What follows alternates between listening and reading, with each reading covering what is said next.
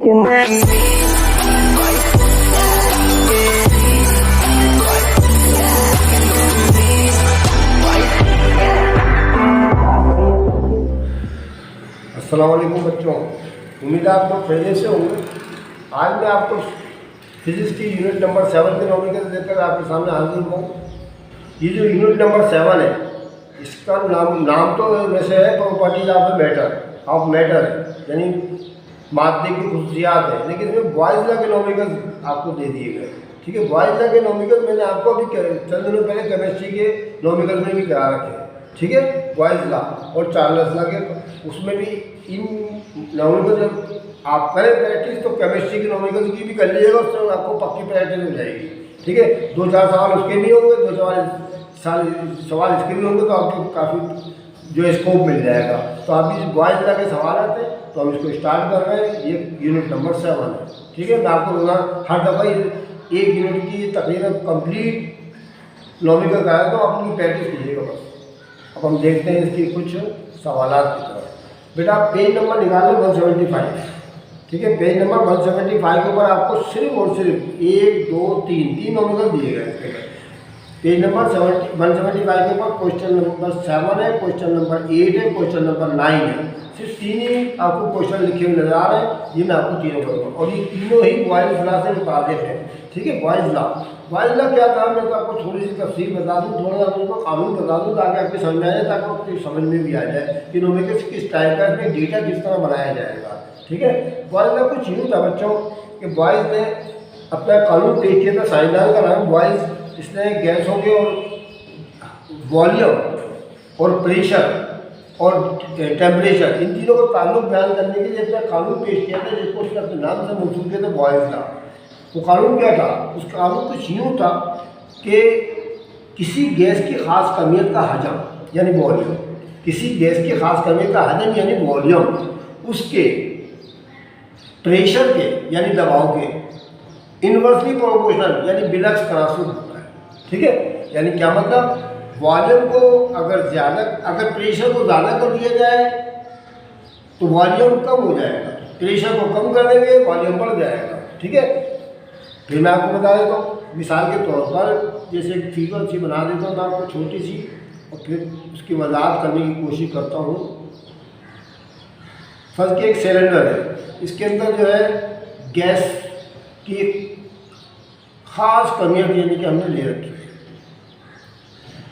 ठीक है, ये अब ये जो है बेटा इस पिस्टन के अंदर, ये पिस्टन लगा हुआ है इस सिलेंडर के ऊपर, और ये इसका होगा, ये इसका प्रेशर डाला जाएगा इसके जरिए। ठीक है, अच्छा 2 सूरतें हैं यहाँ पे, एक ये वाली सूरत हो जाएगी आपकी, और एक ये वाली मैंने डॉट डाल दी, एक ही सूरत हो जाएगी आपकी। ठीक है, ये देखिए बच्चों, ये जो इसके अंदर इस गैस का वॉल्यूम है उसको तो हम 20 से ज़ाया करेंगे, वॉल्यूम को तो 20 से ज़ाया करते हैं, और ये जो प्रेशर है ना, जिसको हम एक तरह से वजन भी कह सकते हैं, प्रेशर जो है इसको हम 30 से ज़ाया करेंगे। अगर मैं प्रेशर को इस मकाम तक लेके आऊँ, इस मकाम तक, तो क्या ये इसका वॉल्यूम इतना रहेगा जितना है वॉल्यूम। ठीक है, यहाँ से लेके यहाँ तक। लेकिन अगर मैं प्रेशर में इजाफा कर दूँ, प्रेशर बढ़ा दूँ, इसके ऊपर वजन में इजाफा कर दूँ, तो क्या होगा, ये गैस में दरअसल एक खासियत होती है, वो पिचकती है, उसमें पिचकाव पजीरी इनकम्प्रेसिबिलिटी का एक प्रॉपर्टी मौजूद होती है। तो गैस जो होगी कंप्रेस होगी और ये यहाँ तक आ जाएगी, इस मकाम तक। कहाँ तक आ जाएगी? इस मकाम तक। तो जब इस मकाम तक आएगी तो इसका हजम कम हो जाएगा, इसका वॉल्यूम कम हो जाएगा। प्रेशर कम ज़्यादा करेंगे तो इसका वॉल्यूम कम हो जाएगा, अगर प्रेशर और ज़्यादा कम करें और इसका वॉल्यूम कम हो जाएगा, गैस तो पिचकती चली जाएगी नहीं। ठीक है, गैस तो पिचक जिस तरह फोम पिचकता है। ठीक है, तो चुनाचे ये हम नोट कर रहे हैं कि अगर हम प्रेशर को ज़्यादा करते चले जाए, इंक्रीज करते चले जाए, तो वॉल्यूम डिक्रीज होता चला जाता है। ठीक है, एक चीज़ में हम इजाफा कर रहे हैं काय में, प्रेशर में, एक चीज़ में क्या हो रहा है, डिग्रीज यानी कमी हो रही है काय में, वॉल्यूम में। तो इसका मतलब ये हुआ इसके दरमियान इनवर्सली प्रोपोर्शनल हो गया ना। इनवर्सली प्रोपोर्शनल का मतलब क्या, एक चीज़ में इजाफा कर रहे हैं, दूसरे में कमी हो रही है। एक में कमी कर रहे हैं, दूसरे में इजाफा हो रहा है। वो कैसे भाई?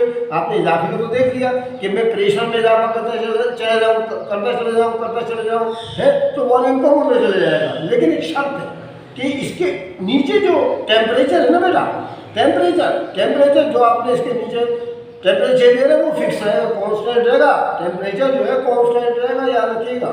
अगर आपने टेम्परेचर में कमी बेशी करी तो फिर ये कानून फेल हो जाएगा, ठीक है। तो टेम्परेचर कांस्टेंट है, लेकिन इसके लॉजिकल में भी टेम्परेचर कांस्टेंट लिखा हुआ आएगा। तो इसको बॉयल लॉ कहते हैं। बॉयल लॉ के मतलब थोड़ा फिर मैं आपको थोड़ा बता दूँ, किसी गैस की खास कमियत का वॉल्यूम उसके प्रेशर के इन्वर्सली प्रोपोर्शनल होता है। यानी क्या मतलब, अगर प्रेशर को ज़्यादा कर दिया जाए तो वॉल्यूम कम हो जाएगा, प्रेशर को कम कर दिया जाए तो वॉल्यूम ज़्यादा हो जाएगा, ठीक है। ये इन्वर्सली प्रोपोर्शनल हो गया। बशर्त ये है कि शर्त भी लगा दी साथ में कि टेम्परेचर कांस्टेंट रहे आपका, ठीक है। टेम्परेचर कांस्टेंट रहना चाहिए, इसमें कभी बेशिया में करनी नहीं है। अगर मैं इसको अलामती तौर पर जाहिर करूँ तो कैसे लिख सकता हूँ मैं? देखिए वॉल्यूम को तो 20 से जाया करते हैं, ये लिख दिया मैंने। इस डायरेक्टली प्रोपोर्शनल को अपन पी लिखना पड़ेगा मुझे, क्योंकि प्रेशर को तो पी से जाया कर रहा हूँ मैं यहाँ पर, और इन्वर्सली प्रोपोर्शनल है। तो बेटा डायरेक्टली प्रोपोर्शनल और इन्वर्सली प्रोपोर्शनल की सिंबल एक जैसी होती है, बस डायरेक्टली प्रोपोर्शनल में ये आप देख रहे हैं फ्रैक्शन नहीं लगाते, 1/p नहीं लगाएंगे, ठीक है। और इन्वर्सली प्रोपोर्शनल 1/p लगाना पड़ेगा आपको। इन्वर्सली में आपको फ्रैक्शन में लिखना पड़ता है, और डायरेक्टली प्रोपोर्शनल में नो फ्रैक्शन नहीं होती है। जैसे भी आप चार्ल्स का अभी आगे जा, बल्कि मैंने आपको पढ़ा भी चुका हूँ 9वीं क्लास में कि मैंने आपको बता दिया था कि डायरेक्टली प्रोपोर्शनल भी डायरेक्टली प्रोपोर्शनल टू टेम्परेचर क्या होता है। देखिए इसमें बड़ा का निशान नहीं आया, इसमें फ्रैक्शन नहीं आया ना, तो ये डायरेक्टली प्रोपोर्शनल है। डायरेक्टली प्रोपोर्शनल की भी और इन्वर्सली प्रोपोर्शनल की भी सिंबल दोनों एक सी है, बट डायरेक्टली प्रोपोर्शनल में आपको फ्रैक्शन नहीं बनानी है, इसमें फ्रैक्शन बनानी पड़ेगी। आपके समझ में आगे बात? चलिए आगे देखते हैं। तो बेटा हमारे पास फार्मूला निकलने वाला है v डायरेक्टली प्रोपोर्शनल 1/p। फिर v, अब ये डायरेक्टली प्रोपोर्शनल है, एल्फा की सिंबल में हटा रहा हूँ तो मुझे कोई ना कोई कांस्टेंट जरूर लगाना पड़ेगा, और वो कांस्टेंट होगा k, ठीक है। इसको हटाया, बराबर निशान लगाते तो k लगाएंगे ज़रब 1/p, और फिर v बराबर है k/p, ठीक है। k/p। अभी p है डिवाइड करा होगा कि रब करेगा, तो क्या हो जाएगा pv बराबर है k। अगर मैं एक से ज़्यादा ऑप्शन लूँ, एक से ज़्यादा रीडिंग लूँ, तो मेरे पास इस तरह कोई फार्मूला आ सकता है कि p1 v1 बराबर है p2 v2 बराबर है p3 v3 बराबर है वगैरह वगैरह वगैरह, और ये सब कॉन्स्टेंट हो, ठीक है। तो चुनाचे मेरे पास फार्मूला बन के निकला है p1 v1 बराबर है p2 v2। ये लगा लो मुझे तीनों क्वेश्चन के अंदर फार्मूला है। अब आगे समझ में आपको समझ आगे ना भी इस डायरेक्टली प्रोपोर्शनल 1/p, तो बीच को मैंने सॉल्व करके दिखा दिया आपको, और क्या फार्मूला निकाल दिया, ठीक है। ये कहलाता है बॉयज लॉ। अब मैं इसके तीनों सवाल आपको बताता हूँ फटाफट। आप 9वीं क्लास की जो केमिस्ट्री में नॉलेज करा लो उसका मुताला कर लीजिएगा, उसमें भी मौजूद नहीं है। चलिए पहले सवाल पढ़ते हैं। अब पहले सवाल ही लॉजिकल दीजिए, उसे ना समझ में आने वाला, पल्ले नहीं पड़ेगा, जरा गौर से देखिएगा इसको। क्या question number 7, page number 175। The pressure on 9CN3, pressure जो है 9CN3 ऑफ ऑक्सीजन का गैस है, is doubled at fixed temperature. देखिए फिक्स्ड टेम्परेचर आ गया ना, कांस्टेंट टेम्परेचर। फिक्स्ड टेम्परेचर के ऊपर प्रेशर जो है ऑक्सीजन गैस का, जिसका वॉल्यूम 9CN3 है, ठीक है, वो डबल हो जाता है। What will be the volume D को बताइए, वॉल्यूम कितना हो जाएगा, ठीक है। अब हमें इसका पहले डेटा बनाना पड़ेगा। डेटा बनाने का तरीका देखेंगे, इसका टेक्निकल तरीका है, मैं आपको डेटा बना रहा हूँ, ठीक है। तो यहाँ डेटा बनाता हूँ मैं, DATA डेटा, यहाँ लिखेंगे हम।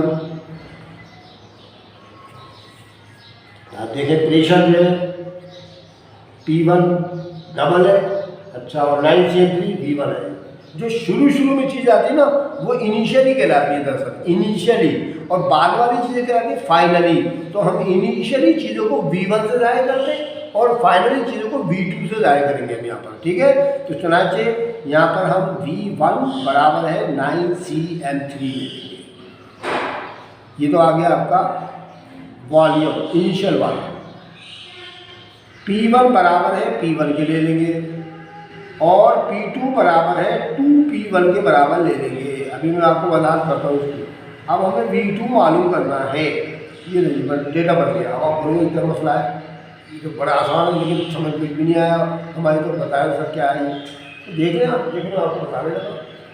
देखिए मैं आपको लफ्ज़ बलफ्ज़ किताब खोल लेती है।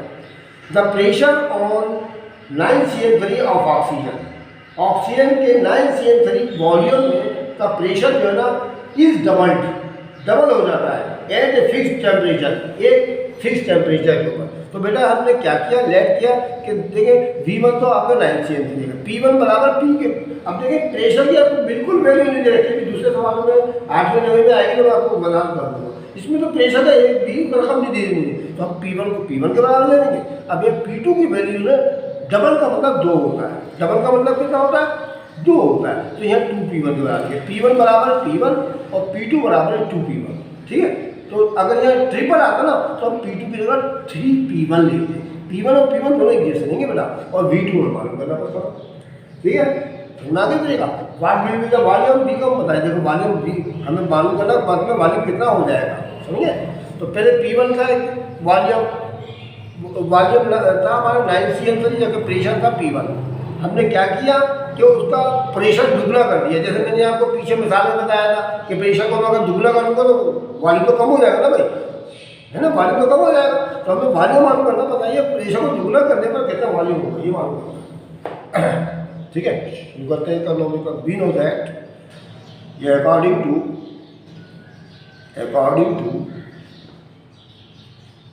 बॉयज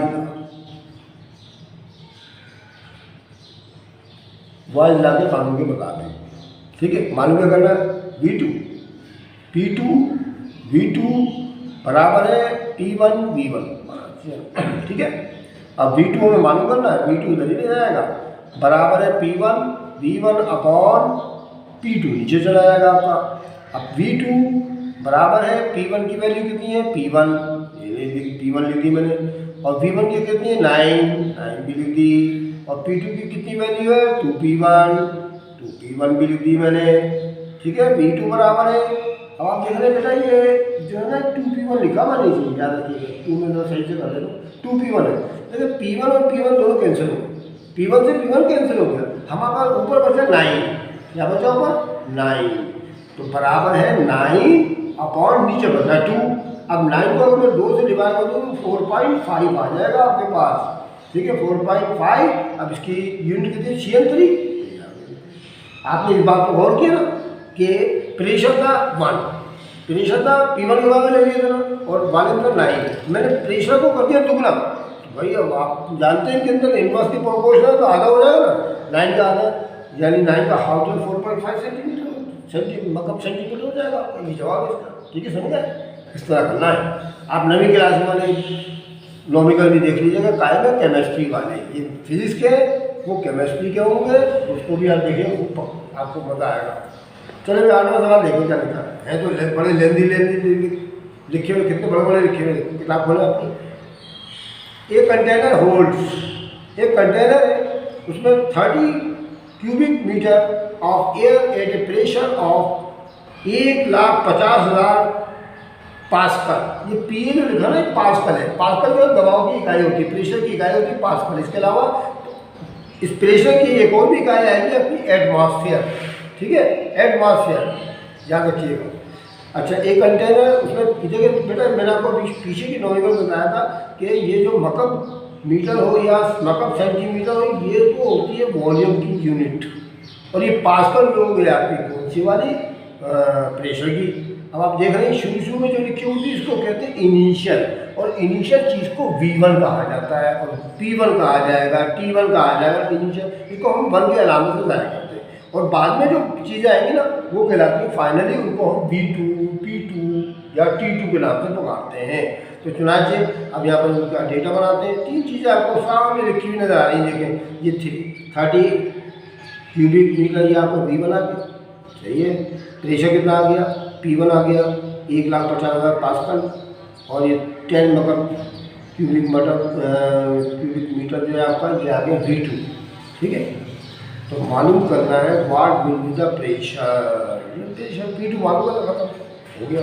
मैं बनाता हूँ फटाफट मिनटों में सवाल होते हैं बच्चों ही तो P1 V1 तो आपको दे रखा है, P1 V1 V2 और P2, ये चारों चीज़ें मैंने फौरन लिख दी। ये तो भैया हमारा डेटा बन रहा है अभी, ठीक है, डेटा बनना है, समझ में आ रहा है बच्चों? ठीक है सर, समझ में आ रहा है हमारी। चलो बनाते हैं, फिर पढ़े। चलो 8वें सवाल के अंदर बेटा 30 M3 जो है ये तो आगे V1 और प्रेशर 1,50,000 पास्कल, प्रेशर 1,50,000 PA ये पास्कल है, ठीक है, PA सही से बोला, क्लियर नजर नहीं आ रहा है मार्क पर, मसला ये होता है मोटा बोल सकते हैं PA, ठीक है। और V1 कितना बेटा, V1 की वैल्यू में किताब में देखें आप 30 क्यूबिक मीटर, 30 क्यूबिक मीटर। अब V2 कितना कर दिया उन्होंने, अब एक बात तो गौर करिएगा आप यहाँ पर, जैसे 30 क्यूबिक मीटर है ना लिखा, अब इन्होंने वॉल्यूम कर दिया 10 क्यूबिक मीटर, अब 30 के मुकाबले 10 कम कर दिया ना, अब इसका प्रेशर ज़्यादा आएगा, ठीक है, इस 1,50,000 से ज़्यादा आना चाहिए, क्योंकि इन्होंने वॉल्यूम कम किया है, वॉल्यूम को कम कर दिया, वॉल्यूम कम करेंगे तो प्रेशर बढ़ जाएगा, क्योंकि दोनों के अंदर इन्वर्सली प्रोपोर्शनल है ना, तो 10 लिख देते हैं। प्रेशर हम जानते हैं वी नो दैट, या फिर according to we know that, हम जानते हैं कि P2 V2 बराबर है P1 V1, ठीक है, P2 मालूम करना है हमने, बराबर है P1 V1 अपॉन और V2 नीचे चला जाएगा आपका, फिर P2 बराबर है P1 की जगह पर लिख देंगे आप 1,50,000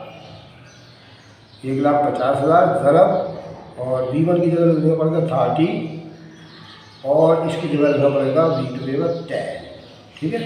P2 बराबर है 0 से 0 कट जाएगा, अब ये 1,50,000 को 3 से मल्टीप्लाई करें तो ये हो जाएगा 15 3 45, कैलकुलेटर कर लीजिएगा, ठीक है, और 4 जीरो इसका लगेगा 0 बन गया, 3 से इसको मल्टीप्लाई करना 15 ये 45 आ जाएगा आपका, 4 जीरो से 4,50,000, ठीक है, पास कर, ये आंसर जवाब हो गया। ये आपका प्रेशर बढ़ गया, मैंने आपको बताया ना वॉल्यूम कम किया प्रेशर बढ़ जाएगा, प्रेशर बढ़ गया, पहले कितना 1.5 लाख, अब हो गया 4.5 लाख, ठीक है, ठीक है भाई, चलो हो गया। अब देखते हैं अगले वाले में क्या है, आखिरी इसका सवाल है 9, air atmospheric pressure 760 mm of Hg।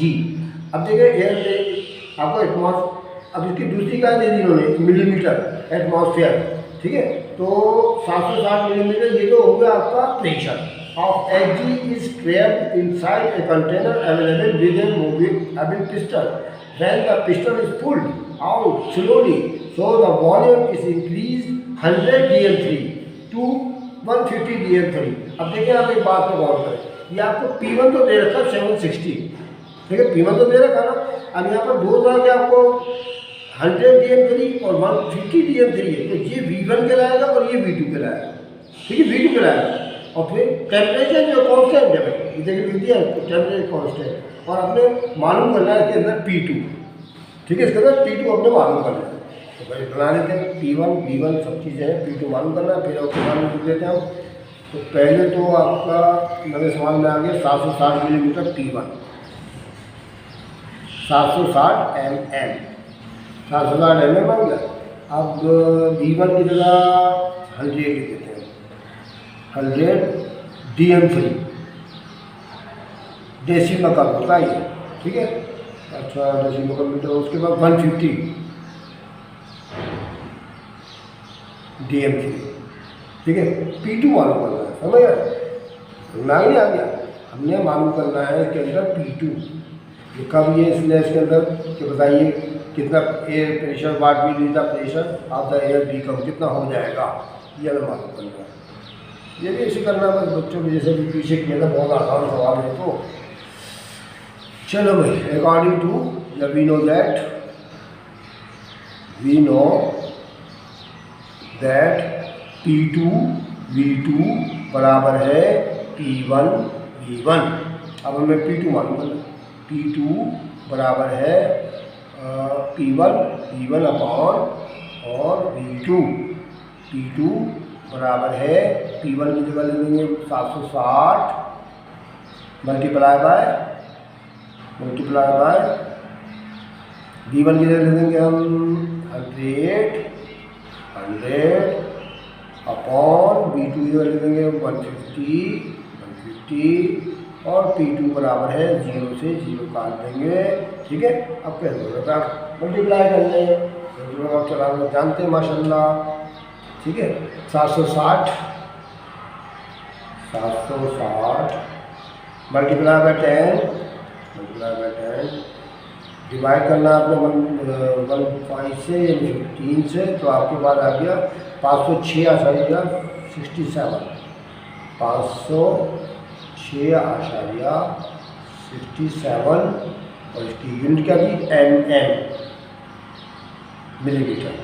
ठीक है, ये देखिए 566.67 या 566.67। ठीक है, तो ये आपके पास उसका आंसर आ गया। समझ में आ गया? तो बेटा ये मैंने आपको तीनों सवाल बता दिए, आप इनकी प्रैक्टिस कीजिएगा। और इसके अलावा मैं आपको एक दो चीज़ और बता दूँ, देखिए भी या पेज नंबर आप बोले 168 किताब के अंदर फटाफट बोल लिया। ठीक है, बोल लिया। एग्जाम्पल नंबर 1 और एग्जाम्पल नंबर 2 आपको दे रखी है। जैसे मैंने अभी आपको ये वाले सवाल कराया बच्चों, बिल्कुल वैसी करने के हुए में सामने। ठीक है, इसमें P2 मालूम करना था, वो मैंने आपको पीछे बता दिया। इसमें आपको पहले सवाल के अंदर आपको V2 मालूम करना था, वो भी तरीका मैंने आपको बता दिया। पीछे दोनों सवाल एक हुए हैं। पीछे वाले सवाल के अंदर लेकिन आपने लफ्ज लिखा था डबल। मैं आपको बता रहा हूँ नहीं, और अगले वाले के अंदर तो आपके समझ ये वाला नहीं आएगा।